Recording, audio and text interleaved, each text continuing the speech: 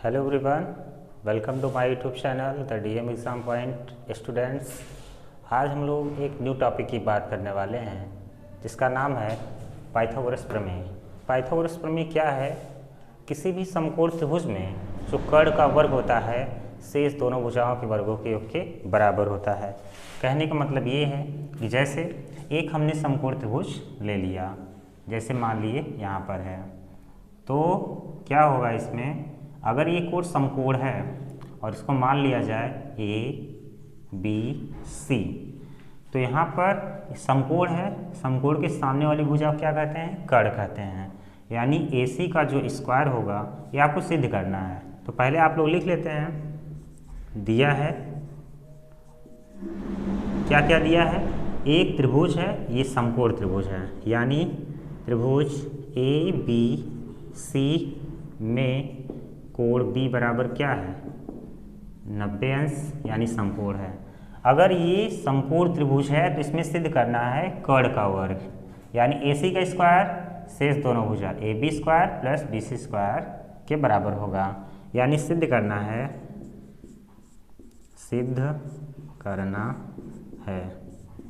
क्या सिद्ध करना है? इसके सामने कर्ण आपका ऐसी हो गया, AC का स्क्वायर बराबर होगा AB स्क्वायर प्लस BC का स्क्वायर। स्पष्ट हो गया। किसी समकोण त्रिभुज में कर्ण का वर्ग, ये समकोण त्रिभुज है, कर्ण कहाँ होगा? समकोण के सामने, कर्ण का वर्ग शेष दोनों भुजा के वर्गों के योग के बराबर होता है। ये इसमें सिद्ध करना है। इसको सिद्ध करने के लिए हम लोग रचना करेंगे। यहाँ से एक शीर्षलंब ये हो गया, इसको मान लेते हैं पॉइंट D है। तो रचना में आप क्या लिखेंगे? रचना ये है, BD लंब है AC पर, तो ये हो गया BD लंब है किस पर? AC पर। ये रचना हो गया। अब इसको कैसे सिद्ध किया जाए? यहाँ पे देखिए, उपपत्ति में लिखेंगे इसका हल। तो अब इसको हल करने के लिए हम लोग एक छोटा त्रिभुज और एक बड़ा त्रिभुज लेंगे। जैसे एक छोटा त्रिभुज ABD और एक बड़ा त्रिभुज है ABC, इन दोनों छोटे त्रिभुजों को लेंगे। तो पहले हम कौन कौन सा त्रिभुज लेंगे? त्रिभुज ABD, वह बड़ा वाला त्रिभुज ABC, त्रिभुज ABC में। इसको अच्छे से समझने के लिए हम लोग इसको अलग अलग कर लेते हैं। जैसे यहाँ पर एक छोटा सा त्रिभुज है ADB हो गया, जिसमें कोण D समकोण है, और बड़ा वाला त्रिभुज यहाँ पर है ये बड़ा वाला कोण है BC, ये दोनों कोण समकोण है। इसको जब घुमाएंगे आप ADB बन जाएगा, जिसमें कोण D समकोण है और B बड़े वाले में समकोण है। इन दोनों में आपको क्या दिखाना है? समरूप दिखाना है, क्योंकि हमें भुजाओं का अनुपात लेना है। अगर दोनों त्रिभुज समरूप है तो इसमें दो कोण बराबर दिखाना होगा। तो चलिए, कोण A के बराबर है, कोण A बराबर कोण A, इसे हम कह रहे हैं उभयनिष्ठ है। ये उभयनिष्ठ कॉमन एंगल है ये, यानी दोनों त्रिभुजों में एक कोण बराबर मिल गया। दोनों त्रिभुजों में एक कोण और बराबर है, ADB और ABC। तो कोण ADB बराबर है कोण ABC में, बराबर कितना है? 90 अंश है। अब जब दो त्रिभुजों में दो कोण बराबर हो जाए, वो दोनों त्रिभुज समरूप हो जाता है, यानी दोनों त्रिभुज समरूप है। इसलिए त्रिभुज ABD समरूप है त्रिभुज ABC के, और दोनों एंगल ही है, तो इसे हम कह सकते हैं AA समरूपता कसौटी, क्योंकि दोनों त्रिभुजों में दोनों कोण मिला है। जब भी दोनों त्रिभुज समरूप हो जाएं, या कभी भी दो त्रिभुज समरूप हो जाएं, भुजाओं का अनुपात सदैव बराबर हो जाता है। तो यहाँ पर क्या हो जाएगा?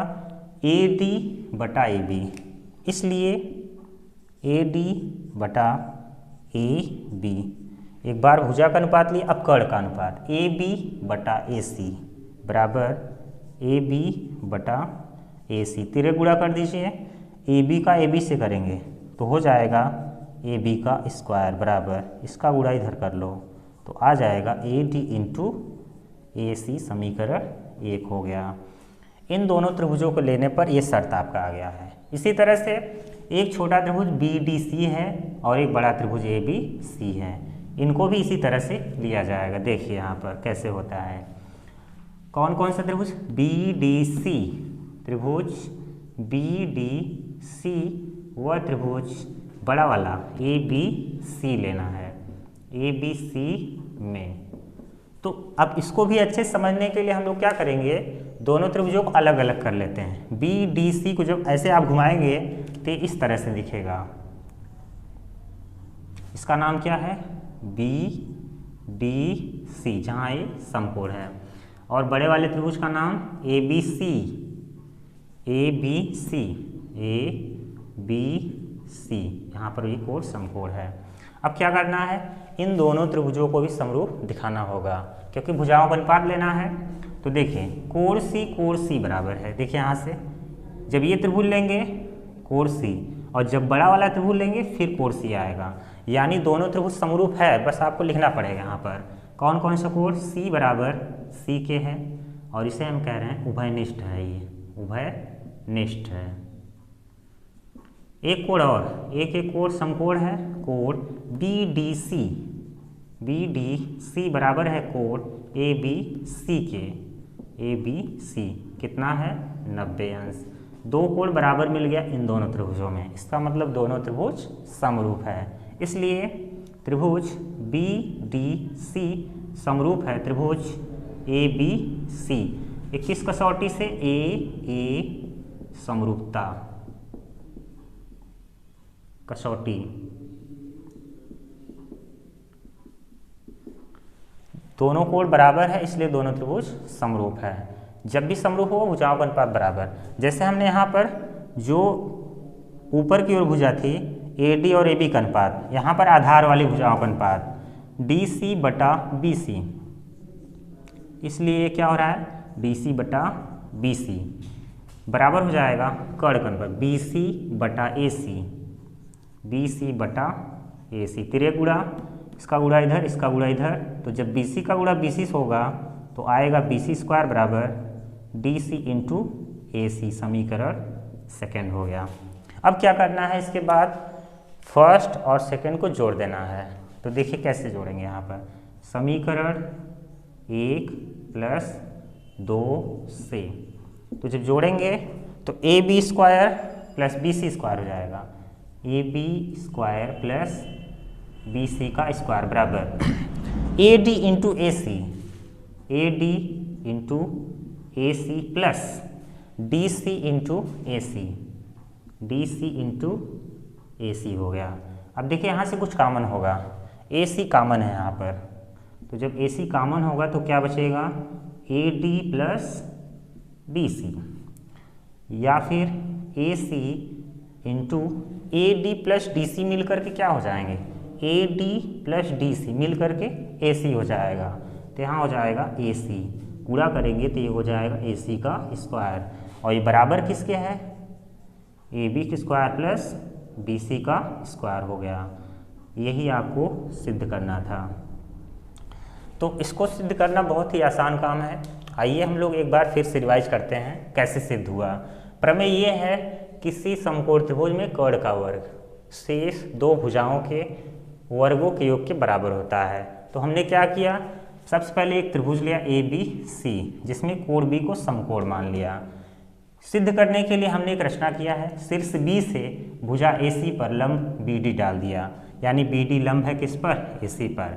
सबसे पहले आपको क्या करना है, छोटा त्रिभुज लेना है ए बी डी और एक बार बड़ा वाला त्रिभुज। जब ए बी डी को घुमाएंगे तो ऐसे आपका दिखेगा ए डी बी, और एक बड़ा वाला त्रिभुज ए बी सी, इस तरह से आपको दिखेगा।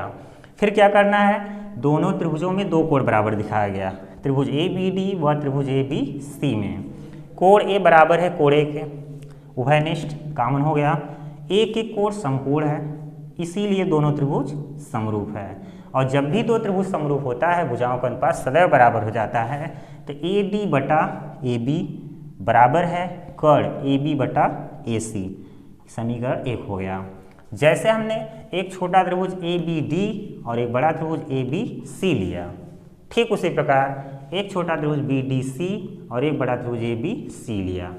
ठीक जैसे यहाँ पर बराबर था, यहाँ पर भी बराबर है, कोण सी सी के बराबर, ए के कोण समकोण, इसीलिए दोनों त्रिभुज ये क्या है, समरूप, ए समरूपता कसौटी से हो गया। और यहाँ पर भुजा डी सी बटे बी सी, कर्ण बी सी बटा ए सी, तिर्यक गुणा जैसे ही करेंगे आपका ये समीकरण तैयार हो जाएगा। समीकरण सेकेंड, दोनों को आप जोड़ दीजिए, समीकरण फर्स्ट और सेकेंड को जब जोड़ेंगे तो क्या होगा, ए बी का स्क्वायर प्लस बी सी का square, A D into A C plus D C into A C, यहाँ से ए सी क्या हो जाएगा common, A D plus D C बचेगा, इसको जोड़ देंगे, A D plus D C क्या हो जाएगा ए सी, तो गुणा करेंगे ये आपका सिद्ध हो जाएगा। ये प्रमेय क्लास 10th के एग्ज़ाम में आ सकता है और बहुत ही इंपॉर्टेंट थ्योरम है। इस थ्योरम के माध्यम से बहुत से सवाल हल किए जाते हैं। अगला ही वीडियो बहुत जल्द ही आएगा। आज का वीडियो देखने के लिए धन्यवाद।